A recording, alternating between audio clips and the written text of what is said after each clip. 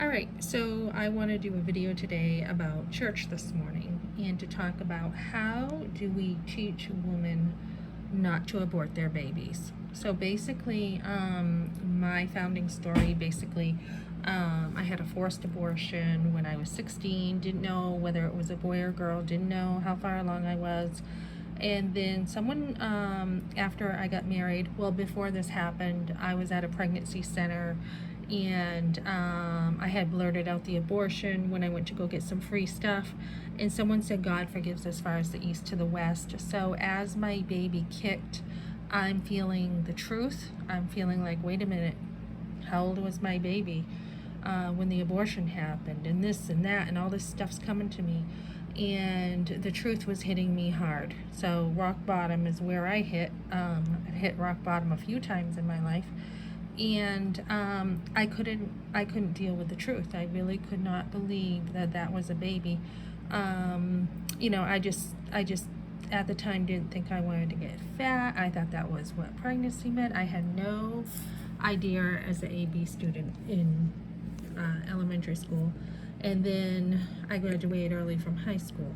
But before I did, in 1987, I was still in school. I was only a sophomore and I still graduated early. So how do we teach mothers to keep their babies? So shortly after I married, we couldn't, my husband and I were dating, it didn't look like we could have kids. I thought I was being punished by God. And then we had our firstborn son. And somebody invited me to church. The church did not seek me out. I actually seeked them out. And I went to church up on a hill with somebody, and they didn't like that church. She went to different churches. She would church hop. And I said, well, I like it. I didn't have any expectations. She thought the people weren't friendly. I'm like, they were fine to me. So they really didn't reach out much at the time, but I was fine with my responsibility of going to church, and I wanted to go to give my son better. So I went back to church. I heard the gospel and was saved. My eyes were open. God chose me, but I responded to him drawing me to him. I chose. And all in all, in the end, he's the one who chose. And I'm not going to debate the how much was him, how much was me. That we're never going to know. So anyways, I went back to church. There was a mobs class. There was Awana for my kids, and this is why I love Awana. And they just have so much fun activities for kids to learn about God. So I focused on myself and my mothering and my kids, and I read a ton of books about homeschooling, probably every book out there. I've read hundreds, if not thousands of books. Marriage, God, family, homemaking, homeschooling, church, everything I could get my hands on. And I did this a lot of times when the kids were playing outside or napping. I read and read and read, and I learned. And I didn't know how to mother at first, so I read a book called What to Expect When You're Expecting. So I did that. And the best thing we can do to help women and girls know how to mother is to take care of ourselves. And then once we take care of ourselves, we go to church, and you have a church where there is parenting classes, there's stuff for your kids. You meet people, you get mentored. I had a lady right away mentor me. We would go on walks. She was renowned, and I would ask her all kinds of questions about God. And then she had 5 kids, and I really admired her. Her Bible studies were amazing. I had another mentor who helped me be very frugal.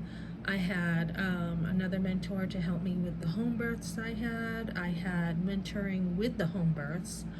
Those women are amazing. And the first home birth I had was from a very renowned lady. And then I had, just going to church, you're going to meet usually really good people who you can ask anything to. So that is how you want to do it. You want to have a good community. You want to be able to ask questions, get all the advice you need. Geez, even ask a mother, well, how do you do this and how do you do that? And I need help with food and I need help with clothing. Well, here's some food pantries. Here's this, here's that. So that's how we do it. And today, I had a bunch of kids who wanted to go to church with me, and I didn't have room in my car. So I took 3 of them to church, 17 minutes away, and dropped them off because they had already been there, and their cousin was older today who stayed with them. Then I went back, 17 minutes back, picked up some more kids, and then I had to leave church early and do the same thing. But next week I'm going to be at a closer place to home with the kids. So these kids want to go to church. They're like, please, please, can we go to church with you? And you know, that is one of the first things you can do for a kid is salvation. I had a girl in the car with me, and of course, salvation is from God, not me. And I shared the gospel with her in just plain old English, just talked to her about it and what God has done. And the other girls who are saved were singing, Jesus took the punishment, Jesus took the punishment. I don't know how the song went, but they were singing it like that, and we were talking, and she accepted Christ today. So once your kids accept Christ, more than half the work is done. God is going to guide them, God is going to help them. And yeah, so how can we help girls? It's by taking care of ourselves first. And mothers have done this for centuries. Mothers have, through generation after another, mothers, grandmothers, great-grandmothers taking care of each other, and then therefore the younger generation is helped.